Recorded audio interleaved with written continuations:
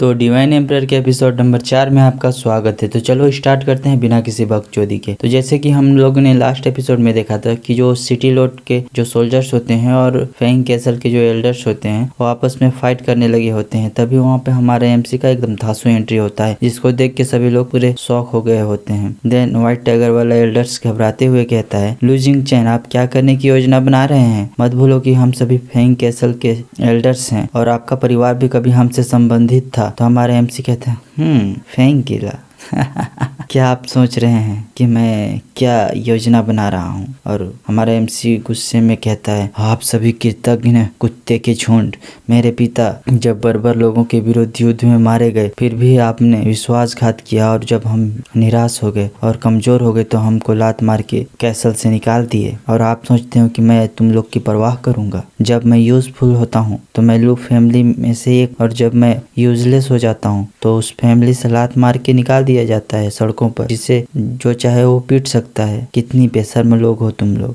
आप सभी लाभ के चक्कर में पूरे अंधे हो गए हो और अपनी औकात और अपनी नैतिकता भूल गए हैं। यह कितना पखंडी और कितना निंदनीय है। इतना कहकर हमारा एमसी पूरे स्पीड में एक अटैक लॉन्च करता हुआ कहता है, आज मैं अपने गिरे हुए पूर्वजों का बदला लूंगा। फिर हमें उन सभी को दिखाया जाता है जो हमारे एमसी के अटैक के चपेट में आते हैं तो उनका पूरा हड्डी भी पूरा मेल्ट हो जाता है। इतना भयानक अटैक होता है और इतना दर्दनाक तरीके से सभी लोग मरने लगते हैं, जिसको देख के एक सोल्जर्स भागते हुए कहते हैं, वो एक शैतान है, वो हमारी लाइफ लेने के लिए यहाँ आया है। फिर वो सोल्जर को भी दिखाया जाता है जो बुरी तरह से उस चपेट में आ जाता है और उस अटैक से उसका पूरा बॉडी मेल्ट हो जाता है, जिसको देख के सभी एल्डर्स सभी लोग पूरे शॉक हो जाते हैं। फिर हमारा एमसी को दिखाया जाता है जो पूरे गुस्से में कहता है, जब सभी ने वह किया जो आपको नहीं करना चाहिए था तब आपको पता होना चाहिए था कि यह आपके पास भी आ सकता है और आपको भी ऐसे ही हालत में कोई कर सकता है। फिर हमारे एमसी जोर से चिल्ला के कहता है, यूनो सिटी के city Lord, residence Feng castle के झुक्यू और वायु हॉल के सभी लोग से कान खोल के सुन लो, आधे घंटे के भीतर मेरे निवास के अंदर आना चाहिए, नहीं तो मैं तुम्हें तुम्हारे पूरे परिवार के साथ ही खत्म कर दूंगा। तो वह चोमू घबराते हुए कहता है, हे भगवान, लू जिंग चैन ने तो वास्तव में अकेले ही 4 बड़ी फैमिली को और उसके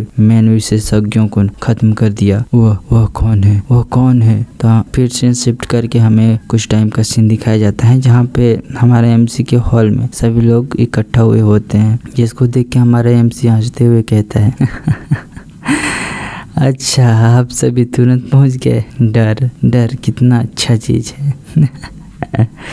देन हमारे एमसी तेजी से अटैक करते हुए आगे बढ़ता है और जोर से हमारे एमसी उस कैसल एल्डर्स के पेट में एक पंच जड़ देता है और उन सभी बाकी के एल्डर्स पर लात घुसा बरसाने लगता है। और एक खतरनाक अटैक करने के बाद हमारे एमसी उस चोमू जो सिटी लॉर्ड होता है उसके ऊपर अटैक करने के लिए आगे बढ़ता है, जिसको देख के वह चोमू बुरी तरह से डर जाता है और कहता है, मैं चिलियन सिटी का सिटी लॉर्ड हूँ, तुम्हारे पिता का शपथ, भाई तुम मुझे नहीं मार सकते। इतना कहकर सिटी लॉर्ड आंख बंद कर लेता है, जिसको सुन के हमारे एमसी का पंच उस चोमू के फेस के सामने जाकर रुक जाता है। देन फिर कहता है, हाँ मैं लू जिंग चैन आप लोग जैसे विकृत और घटिया नहीं हूँ। और जाते हुए सभी को कहता है, आप सभी को चिलियांग सिटी की सुरक्षा की परवाह नहीं है, न ही उन लोगों की जिन्होंने इसके लिए अपनी जीवन का बलिदान दिया है। और पूरे गुस्से में कहता है, लेकिन मैं लू जिंग चैन ऐसा नहीं कर सकता। आप सभी को यह याद रखना है, अगर मैं एक दिन जब वापस आऊँ और महसूस करूँ कि मेरे लू परिवार के साथ कुछ बुरा हुआ है तो मैं लू जिंग चैन पूरे लियांग सिटी में जो भी लोग हैं उनकी सुरक्षा की परवाह किए बिना उन सभी को मार दूंगा। क्या तुम लोग समझ गए? तो सिटी लॉर्ड घबराते हुए कहता है, हाँ हम लोग समझ गए। फिर से शिफ्ट करके हमारे एमसी का सीन दिखाया जाता है जो अपना बोरिया बिस्तर समेट रहा होता है और मन में सोचता है, चिलियन सिटी में अब कुछ ऐसा नहीं जो मेरे कल्टीवेशन में आगे मदद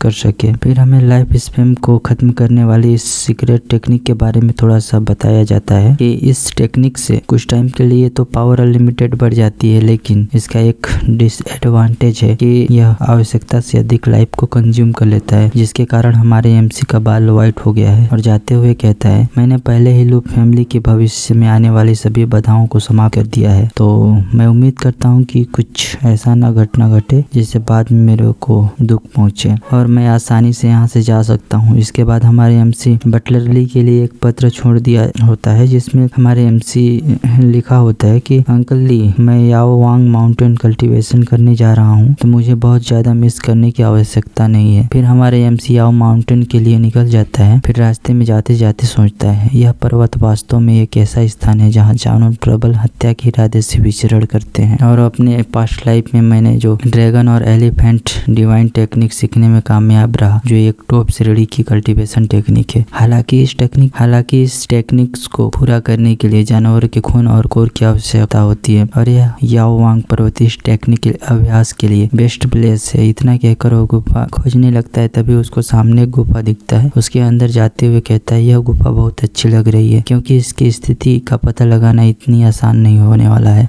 जानवर रात में घूमते हैं, इसलिए अनावश्यक डेंजर से बचने के लिए एक सुरक्षित स्थान ढूंढना सबसे अच्छा है। अंधेरा हो रहा है, यह बहुत खतरनाक है, क्योंकि जंगल में राक्षस और जानवर घूमते हैं। हमें अपने रास्ते पर जाने से पहले दिन होने तक इंतजार करना चाहिए, क्योंकि इंतजार करना। फिर हमारा एमसी उस गुफा का मुआयना करने लगता है। देन उसको बाहर से कुछ आवाजें सुनाई देता है, जिसको सुन के हमारे एमसी मन में सोचता है, कैसे कैसे बेवकूफ लोग हैं जो रात में याओ यांग पर्वत के माध्यम से अपनी यात्रा तय करने की योजना बना रहे हैं। क्या उन्हें नहीं पता कि वे मौत का दावत दे रहे हैं? सौभाग्य से उन्होंने मेरे गुफा का पता अभी तक नहीं लगाया है। मैं उनके द्वारा फंसाया नहीं जाना चाहता हूँ, तो उन लोग को मरने दो साले लोग को। इतना सोचकर हमारे एमसी फिर से मुआयना करने लगता है, लेकिन बाहर से कुछ ज्यादा ही पगदड़ सुन के हमारे एमसी अपने गुफा से बाहर निकलता है और कहता है, क्या चल रहा है, इतना हंगामा क्यों हो रहा है? फिर हमें दूसरी ओर दिखाई जाती है, जहाँ दो लड़के और एक लड़की की तेजी से भाग रहे होते हैं, जिनके पीछे एक जायंट गेंडा दौड़ा रहा होता है। तो फिर हमें एमसी बताता है, यह बिल्ली गेंडा है, अगर यह जानवर मुझे ढूंढ ले तो मैं निश्चित रूप से मारा जाऊंगा। फिर हमारे एमसी मन में सोचता है, क्या बेवकूफ लोग हैं यार, जो मेरी दिशा में ही दौड़ रहे हैं। यहाँ तक कि अगर गेंडा जानवर मुझे नहीं भी ढूंढ पाता है, लेकिन फिर भी वो गुफा से टकरा गया, तो यह बहुत खतरनाक हो सकता है। अगर मैं उन्हें बचाऊंगा तो मेरी जान भी बच सकती है। जिसको सुन के उन्हें गुफा में बुलाने का डिसाइड करता है। देन उन तीनों को चिल्ला के कहता है, अरे सुनो यहाँ आओ। और मन में सोचता है, मैं निश्चित रूप से नहीं कह सकता कि यह गुफा गेंडे के अटैक से बच जाएगी। यदि यह हमारी ओर बढ़ता है तो मैं इन तीनों को एक चारे के रूप में यूज कर सकता हूँ। देन हमारा एमसी एक गुस्से वाले लोग के साथ कहता है, यदि आप में किसी ने मुझे चारे के रूप में यूज करने का विचार भी आया तो मैं आपसे एक भयानक मौत का वादा करता हूँ। जिसको सुन के और गोल्डन हेयर वाला लड़का कहता है, भाई हमें एक दूसरे पर इतना भी संदेह नहीं करना चाहिए, यहाँ हमारी पूरी लाइफ दांव पर लगी है और आप ऐसे बातें कर रहे हैं। फिर उस गेंडे को दिखाया जाता है, जो गुफा के बाहर आके घुर घुर के गुफा की तरफ देखने लगता है। फिर हमारे एमसी घबराते हुए मन में सोचता है, गेंडा की खाल एक दुर्जय रक्षा है और इसका शरीर शक्तिशाली होता है। मेरे वर्तमान लेवल पर इसे मारने का कोई चांस ही नहीं बनता है। लानत है इस पर। देन वह गेंडा जोर से दहाड़ के वहां से चला जाता है, जिसको देख के हमारे एमसी एक शांति का सांस लेते हुए कहता है, भला टला। जिसको देख के वह लड़की पूछती है, हाँ क्या वह जानवर चला गया? लेकिन हमारे एमसी इसका कुछ भी जवाब नहीं देता है। जिसको देख के वह लड़की थोड़ा चिढ़ जाती है और गुस्से में चिल्ला के कहती है, मैं आपसे बात कर रही हूँ ना, मेरी बात सुनो। लेकिन हमारे एमसी उसको पूरी तरह से इग्नोर करके साइड से निकल जाता है। जिसको देख के तो